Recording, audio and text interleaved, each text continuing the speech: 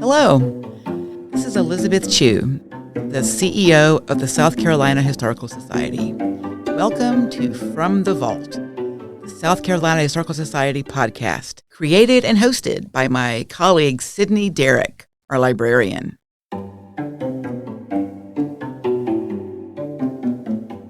This podcast will demystify archives. I am passionate about convincing people that archives are not in any way boring. They are, in fact, incredibly interesting. Who doesn't like to read stories about other people? Imagine spending all day long in a library reading someone else's diary. That is what historians and people who use archives do every day. From the Vault, we'll be telling stories of all South Carolinians from the perspective of the many fascinating items in our large and important archival collections. Hello and welcome to From the Vault, the South Carolina Historical Society podcast. As you just heard from Elizabeth, I'm Sydney Derrick, librarian here at the Society. In this month's episode, we're exploring the life of one of our state's most passionate seekers of American liberty, Christopher Gadsden. Now, you may have heard his name before because various areas and streets across the state bear his name, even a wharf here in Charleston. And you may also know that he created the famous Gadsden flag with the coiled snake that says, "Don't tread on me." We're going to talk more about that flag and his life as an outspoken merchant and leader in South Carolina when tensions with England were at their height. But first, let's hear some announcements. The South Carolina Historical Society has partnered with Holy City Brewing here in Charleston to commemorate the 250th anniversary of the American Revolution. Throughout 2026, a portion of the proceeds from all Holy City Light beer sales will support the South Carolina Historical Society and its educational programming. The label for the beer has nods to America's birthday and the history of our state. Holy City Light, an American lager, is available at Holy City Brewing's North Charleston Tap Room, as well as restaurants and grocery stores across South Carolina. And we have a free lecture coming up on January 22nd at the Unitarian Church here in Charleston. Dr. Jennifer Dixon McKnight is an associate professor of history and African American studies at Winthrop University. She'll be speaking about her new book, We Paved the Way: Black Women and the Charleston Hospital Workers Campaign. That's happening January 22nd at 6 p.m. And again, it is free, but you do need to register. And you can do that at our website, schistory.org. And now for our sources. In today's episode, we used Christopher Gadsden and the American Revolution, a book by E. Stanley Godbold Jr. and Robert H. Woody. Memoirs of the American Revolution by John Drayton and William Henry Drayton, the Gadsden family papers housed in our archives, and the writings of Christopher Gadsden, edited by Richard Walsh. Let me start out with a little bit of a disclaimer here. Christopher Gadsden lived a long life and was very involved in politics and in the American Revolution for a lot of it. So I am not going to even attempt to explore every aspect of his life in this episode, though we will go through some of his early life as background.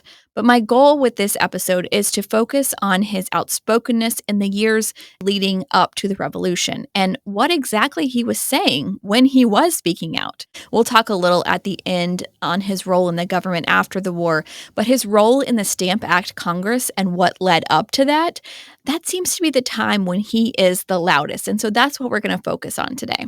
Gadsden was born in South Carolina and spent the first part of his childhood in Charleston.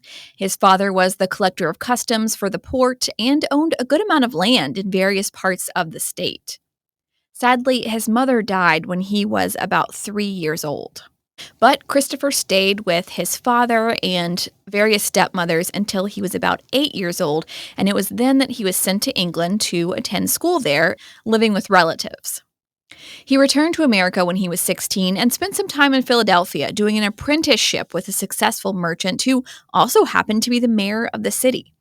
But he was only there for about a year when he got the news that his father died, so he came back to Charleston to settle the estate, including his large inheritance of money and land, and then returned to Philadelphia until he was 21. At that point in his life, he traveled to England for a time, and on the way back, he accidentally joined the Royal Navy. The purser of the ship that he was on died. Now, the purser is in charge of purchasing supplies and selling them to the crew members, kind of like a merchant. And so he was pressed into service because they were in the middle of King George's War, which took place mainly in New York, Maine, Massachusetts, and Nova Scotia. He continued his military service until 1748, but in the meantime, he managed to get married on his stops in Charleston and have a daughter. So when he returned to South Carolina for good, he got started on his mercantile business, purchasing ships to transport goods and opening stores in Charleston, Cheraw, and Georgetown. He was also a business consultant to others in South Carolina and helped secure military supplies for the French and Indian War. So, through all of these roles, he comes into contact with all different types and classes of men. He works with other merchants, he works with planters and their shipping needs, and he works with local artisans and craftsmen for his stores. So, that's all going to come back into play a little bit later in his story, but keep that in the back of your mind.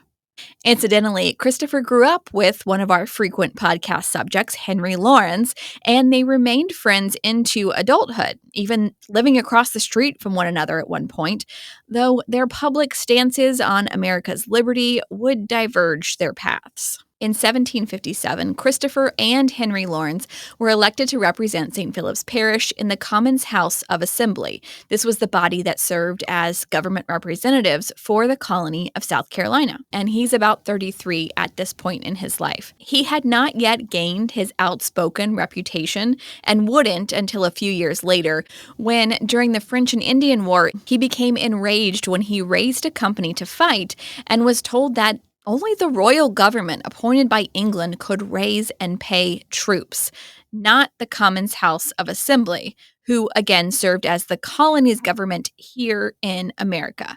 They were the members that were elected by the voting members of the public, which were few and far between at the time, but they weren't appointed by the king. In June of 1761, with a new royal governor of South Carolina in place, his company of troops was finally approved to fight and get paid for it. And this kicked off Gadsden's idea that the Commons House should have more control over the colony than the royal government does way over in England. In September of 1761, men were appointed by the royal government to attend a peace conference to end the French and Indian War, and they were supposed to then submit that treaty that they created to the Commons House of Assembly. Now, one of these representatives was Henry Lawrence, but by all accounts, Christopher Gadsden was not one of these representatives, but he was not keen on waiting to hear about this treaty. He showed up, uninvited most likely, to this peace conference. And this is where the two old friends first diverged. Gadsden felt that the treaty that resulted from this peace conference did not punish the Cherokee enough or benefit the Americans enough. So he and Henry Lawrence got into words over that.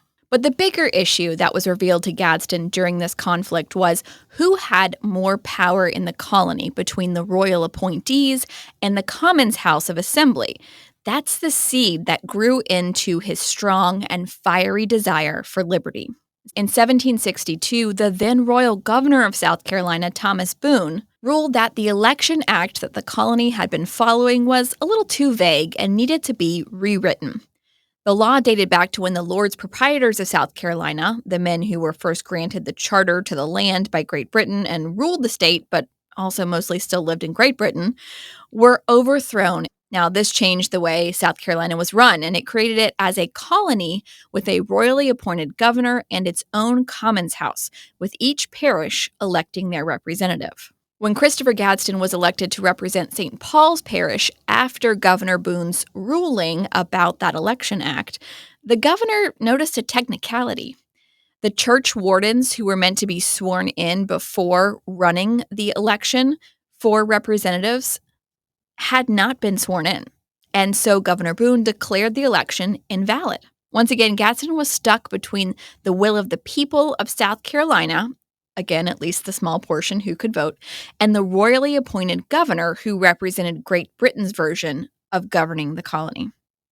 Now, the election was redone, and even though Christopher won his seat again, his anger had not subsided. The Commons House actually created a committee to investigate Governor Boone's actions and see if he had violated the election law. In fact, they voted to not work with him in the future. While the investigation carried on, it gained public attention, partly because of Christopher Gadsden's use of the press. He published a piece of satire in the South Carolina Gazette that made it look like Governor Boone was declaring that it was not an inherent right for the people to choose their own representatives. Now, not every member of the Commons House agreed with Gadsden's anger and unwillingness to work with the royal governor. Among the dissenters was William Ragg, who was another wealthy merchant. And he published a letter explaining that to stop working with the governor, even if the Commons House was in the right, would create economic chaos for South Carolina. Gadsden kept on his own case, though, publishing another letter in the South Carolina Gazette, arguing that since those living in America couldn't send their representatives to Parliament, the ability to elect representatives to their Commons House and be governed by them was their right. And since Parliament could determine its own elections, so should the Commons House. He wrote, quote, "What? A son not have a right to imitate his good parent, when nature tells him it ought to be his chief pride, as it most certainly is his chief duty," end quote. Eventually, the leaders in London were notified of the issue, and while they didn't rule either way, they did recall Royal Governor Boone back to London. So just 2 years after all of that, in 1764, the Stamp Act was passed in London, and everything that I've really told you up to this point is to let you know where Christopher Gadsden was in his fight for liberty, because this was one of his most prolific fights. As a member of the Commons House, Gadsden argued against the Stamp Act before it came into law for a few different reasons, one of which is the one we all know from the Founding Fathers: no taxation without representation. We can't have representatives in Parliament, Gadsden argued, so we can't consent to this tax, and therefore you can't impose it on us against our will. But he also believed that it would negatively affect British merchants that traded with the colonists, and that South Carolina was already in debt because of wars with the Native Americans, so a tax would hurt their ability to protect themselves in the future. Despite all this, the act was passed in Parliament, and it said that all printed material, like legal documents, newspapers, and magazines, had to use stamped paper. That's a lot of money that the colonists would have to pay, that the people over in Great Britain did not have to pay. That's how they bought and sold things. That's how they advertised. That's how they got the word out about anything, was to use printed material, and now all of that had to use stamps that cost extra money. Before the law even took effect, the Massachusetts House of Representatives invited other government bodies from the colonies to gather together and ask Parliament to rescind it. Some of the colonies didn't send a representative, but Christopher Gadsden was there with bells on, and along with 2 other South Carolina delegates, John Rutledge and Thomas Lynch, the group from our state became the only Southerners at the Stamp Act Congress, because neither Virginia, North Carolina, nor Georgia sent representatives. In October of 1765, the delegates met and began to draft what they would send to England.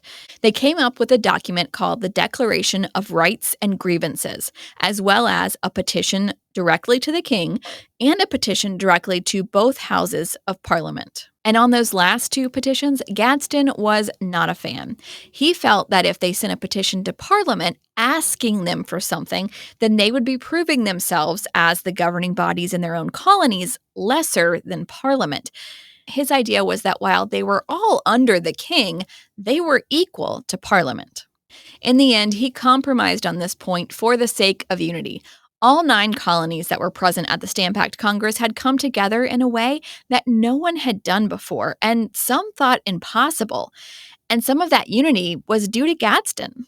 He argued that while some may have thought that Parliament could rule them and each colony's charter would protect them from being harmed, each charter was different, and so they would be treated differently, unless they appealed to their inherent rights as Englishmen. and he wrote about the importance of their united front in a letter in December of 1765. Quote, "The province that endeavors to act separately will certainly gain nothing by it. She must fall with the rest, and not only so, but be deservedly branded besides with everlasting infamy." End quote. And then later writing, quote, "There ought to be no New England man, no New Yorker, etc., known on the continent, but all of us Americans," end quote.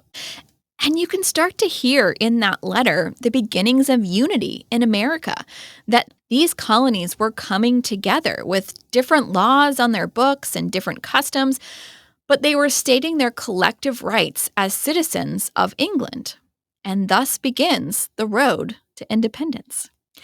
The 3 delegates from South Carolina traveled back to Charleston after the Stamp Act Congress, arriving in time to just miss the riots that engulfed the city. In fact, even some of those who ended up being in favor of liberty were not immune. Christopher's old friend Henry Lawrence, who the rioting men believed was in possession of the notorious stamps from the Stamp Act, had some of his property ransacked during the riots as they were looking for them. After his return to South Carolina, Gadsden went on to become the de facto leader of some of those men involved in the riots, many of them craftsmen and artisan. Remember, I mentioned those connections earlier in the podcast, as they formed the Sons of Liberty here in Charleston. Of course, this is all just a small portion of Christopher Gadsden's life. He goes on to continue to fight for liberty. He was elected to the First and Second Continental Congress and then led the 1st South Carolina Regiment and served in the Provincial Congress during the American Revolution.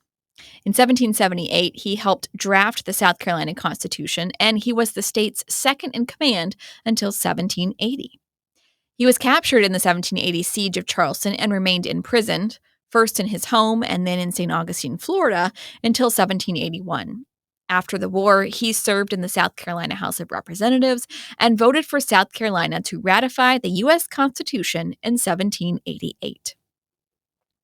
But before we end this episode, I do want to touch on one of the creations that Christopher Gadsden may best be known for, the Gadsden flag. Now, it's the one with the yellow background and features a coiled snake above the words, "Don't tread on me." The flag was created while Gadsden was serving on the Naval Committee of the Continental Congress. The snake imagery is reminiscent of Benjamin Franklin's famous banner depicting the separate colonies as broken pieces of a snake over the words, "Join or die." Now, the snake on Gadsden's flag was a rattlesnake, which gives a warning before it attacks, and symbolized that Parliament should not walk all over the liberties of Americans. According to Drayton's Memoirs of the American Revolution, it was intended to be flown by the Commander-in-Chief of the Navy. On February 8, 1776, when Gadsden returned home to Charleston after that Continental Congress, he marched the flag into South Carolina's Provincial Congress and presented it to the president. It was displayed in the room where Congress met on the left side of the president's chair. That does it for this episode on Christopher Gadsden and his fiery desire for American liberty. We'll see you back here on the second Monday of next month with a new episode. Thanks so much for joining us.